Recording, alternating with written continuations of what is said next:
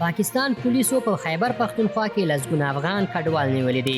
د کابل غږ یوټیوب چینل لیدونکو سلامونه او ښې چارې. د بشپړ راپور لپاره د دې ویډیو تر پایه ملتیا وکړئ. د ډیره اسماعیل خان چارواکو پرون چهارشنبه د کب په 18 ویلي چې 40 تن افغان کډوال په ډیره اسماعیل خان جنوبي وزیرستان او ټانک کې په دې تور نیولي چې د سفر قانوني اسناد نه لرل.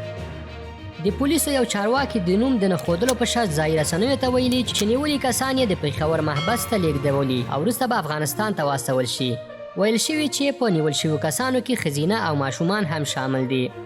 یو پولیس چارواکي د نوم د نه ښودلو په شرط د امریکا غږ ډیوې ته ویلي چې دا کسان محکمې ته وړاندې کړل شوي. محکمې 2 ښځینه په ضمانت خوشي کړي دي او د نورو د بیرته شړلو امر یې کړی.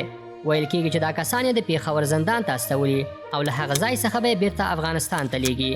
د مجاهد په نامه یو افغان کډوال وایي چې د نیول شویو کسانو کې مور، ورېندار، ورور او وراره شامل دي چې په خبره یې ورور یې په پاکستان کې د اوسېدو قانوني اسناد هم لرل خو بیا هم نیول شوی او بندي شوی دی.